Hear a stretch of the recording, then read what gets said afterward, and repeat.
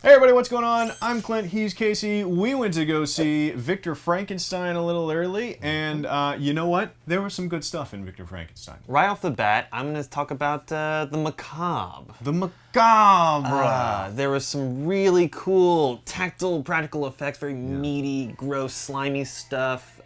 They played up a lot of great nostalgia stuff for me, seeing like the classic lightning-looking stuff and all that. Yeah, a lot of playing with livers and lungs and brains. I was brains. like, ooh, cool. Like, it made me think of the Reanimator and like the old Frankenstein movies. And yeah, that was great to see. My favorite part was James McAvoy's performance. James McAvoy was just unhinged, insane, really funny at times, and then there were other times where he was having a blast just chewing the scenery and just yelling into the face of God, kind of like spitting everywhere, spit just coming out. Like, it was a really like big play into the back row kind of performance that didn't feel out of place in the film.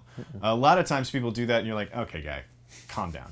But this didn't feel out of place in the film. I thought it matched the rest of the film altogether. So I guess let's start from the beginning. Story-wise, this movie is about Frankenstein sort of discovering Igor at a circus, and it sees their relationship start from there and move on to sort of the traditional Frankenstein story that we all know. Right. Frankenstein is insane and taken with the notion that he can create life from nothing, and it starts with noble intentions and of course leads to other places, and we all learn and grow by the end. That's the more or less the crux of it, right? Pretty much, yeah. I think you nailed it. I was excited in the beginning. Like I said, it set tone, and I was like, okay, this is gonna be cool. And then they throw in this sort of action sequence that felt a little out of. I mean, I understand they had to escape from something, right? Right. And I get that there's going to be this chase sequence, but then they do all this undercrinking and very like Guy Ritchie style sort of thing. It was a lot of style over substance, right? In the beginning, and it just kind of checked me out of the movie altogether. Right. And the rest of the movie wasn't quite good enough to pull me back in. Right. And despite the things that worked in this film, because I think again there are some things that I really liked about this movie.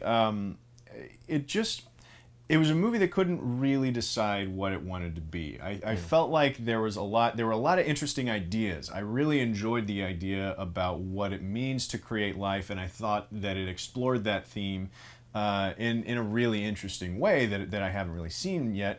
But then also it became a monster movie at some parts, and also it became this sort of slick, hyper-stylized, sort of Moulin Rouge, Sherlock Holmesy kind of vibe for kind of no reason. It didn't really mesh with the themes that well. Yeah. The adversaries in the movie, they all made sense, but they made so much sense that it was the point where they didn't feel creative. And in a movie that I was expecting a lot of really creative fun, I didn't get nearly as much as I was expecting. And because they had so many themes and it was this tug-of-war thing, you have all these antagonists that each kind of represent a different theme, but they have to rush through them because you only have so much time. Right. So you don't really settle into each character's motivations, which make them...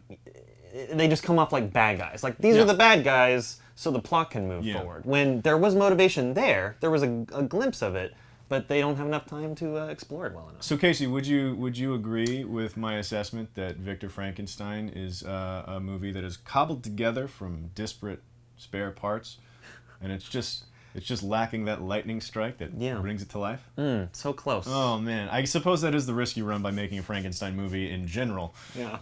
That some asshole is going to make that connection in their review. But look, in spite of that, I think I always like to look for when doing reviews, things that I can tell you this movie is worth seeing because. And I think legit James McAvoy is worth seeing in this movie. Like, he's hilarious, he's scary, he's manic, he's a really interesting version of Victor Frankenstein. There really is an interesting movie there. There's some interesting ideas, there's some good performances visually, there's some things that are worth seeing. Definitely. So go check it out. Go check it out on the big screen while it's there. But it really kind of left me wanting some more, Yeah. Had I left the theater knowing I had paid LA theater prices to see it, I probably would have been a little more disappointed. Sure. It'd be a great rental. All right, guys, let us know what you think of Victor Frankenstein down in the comments below. If you've seen it already, if you're planning on seeing it. What, by the way, not just Frankenstein, but what's your favorite monster? Well, I'm talking classic Universal monsters. What's your favorite monster movie moment that you got?